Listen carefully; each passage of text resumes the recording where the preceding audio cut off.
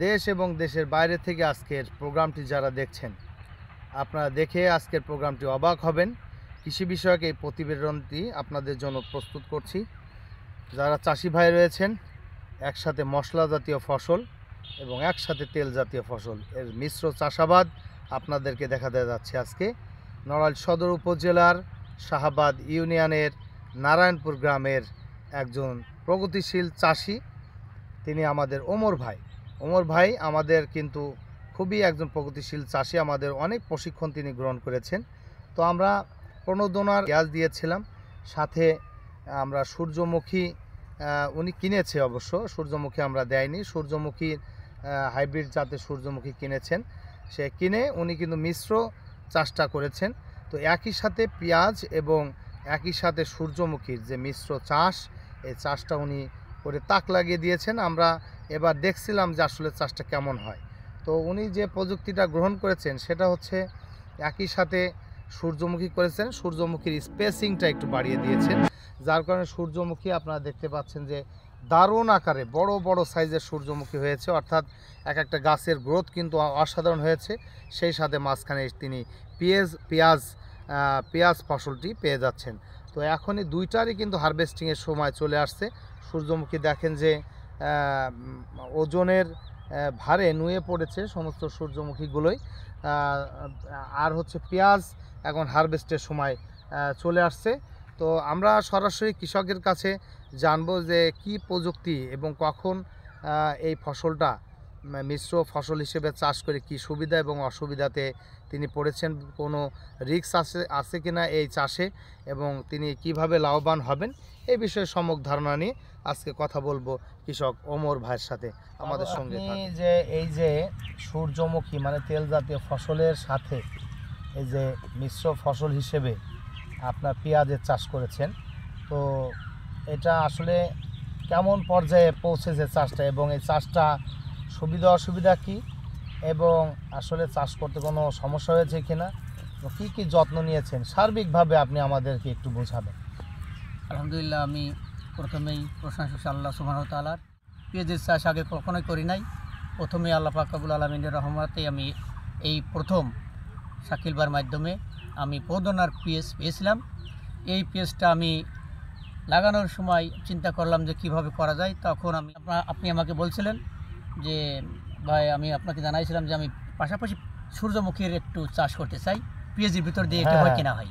আপনি যে পরামর্শ দিয়েছেন তাতে আলহামদুলিল্লাহ সম্ভব। দুটো জিনিসই পেঁয়াজের পাশাপাশি আমি একসঙ্গে চাষ দিয়ে সার মাটি দিয়ে আমি সুন্দরভাবে পেঁয়াজ লাগাই দিছি। এরপরে এই যে আমি প্লট করেছি, প্লটের ভিতরে আমি সূর্যমুখী গাছ একটু দূরত্বে লাগাই দিছি। অর্থাৎ আপনার পেঁয়াজের প্লটের চারি সাইড দিয়ে আমরা সূর্যমুখী করছি, সোজা কথা, সোজা সুজি লাইন দিয়ে দর্শক সূর্যমুখী করা হয়েছে। আমার এতে কোনো বাড়তি সেচ প্রয়োজন হয়নি, বাড়তি সারের প্রয়োজন হয়নি। আমার পেঁয়াজের যে সার ছিল বা যে সেচ ছিল, একই সেচে আমার ফাও আমার সূর্যমুখী ফসলটা হয়ে গেছে। তার মানে দর্শক এখানে কিন্তু একটা মজার এবং চমৎকার বিষয় হলো, সূর্যমুখী এবং পেঁয়াজের জন্য এক্সট্রা কোনো সার, এরপরে রাসায়নিক সার, জৈব সার, এরপরে হচ্ছে সেচ, এইগুলোর প্রয়োজন হয় এবং একই ছত্রাকনাশক দিয়ে, একই বালাইনাশক দিয়ে অনেক সময় দুইটা স্প্রে করা গেছে, এরকম হয়েছে না?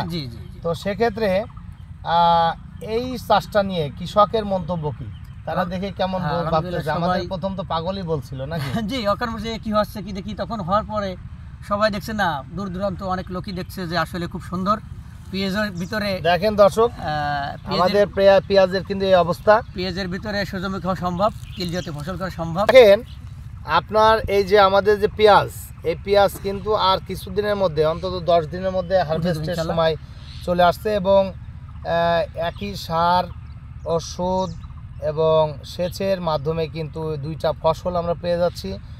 আপনি দুইটাই কিন্তু অর্থকারী ফসল, মারাত্মক অর্থকারী ফসল পেঁয়াজ, তার সাথে কিন্তু তেল জাতীয় ফসল, অর্থাৎ মশলা এবং তেলের চাহিদা পূরণের জন্য এই অভাবনীয় যে প্রযুক্তি আমরা এই যে আমার প্রগতিশীল কৃষক ওমর ভাইয়ের মাধ্যমে যে আমরা আসলে থিসিসটা করেছি, অর্থাৎ গবেষণাটা করেছি, এতে আমরা সফল, এবং এলাকার যারা কৃষক আছে তারা কিন্তু অত্যন্ত আগ্রহী ভবিষ্যতে এই চাষাবাদটা করার জন্য।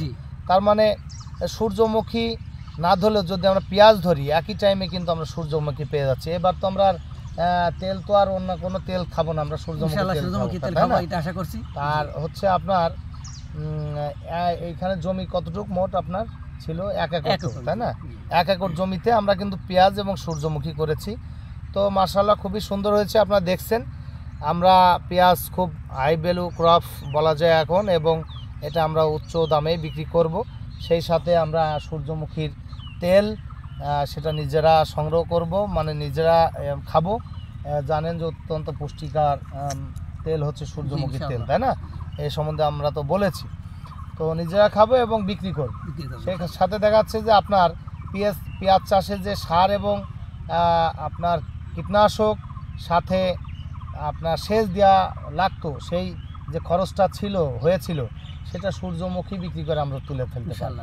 সেক্ষেত্রে দেখা যাচ্ছে যে মারাত্মক একটা লাভবান হবেন আপনারা যদি এই যৌথ ফসল আপনারা চাষ করেন বা মিশ্র ফসল। তো ধন্যবাদ জানাচ্ছি, এবং একটি সফল মিশ্র চাষ আমাদের দর্শকদের সামনে তুলে ধরার জন্য, এবং সামনে ভবিষ্যতে দর্শক এই যে প্রগতিশীল কৃষক, ইনি একজন কিন্তু গ্যাপের কৃষক, গ্যাপের প্রশিক্ষণ, গুড এগ্রিকালচার প্র্যাকটিস গ্যাপের প্রশিক্ষণ গ্রহণকারী কৃষক। তেনার দ্বারা আসলে সম্ভব এই ধরনের আশ্চর্যজনক মিশ্র চাষ করে সফল হওয়া। তো ধন্যবাদ জানাচ্ছি ওমর ভাইকে, এবং সাধুবাদ জানাচ্ছি আমাদের সাথে থাকার জন্য। আপনাদেরকে ধন্যবাদ।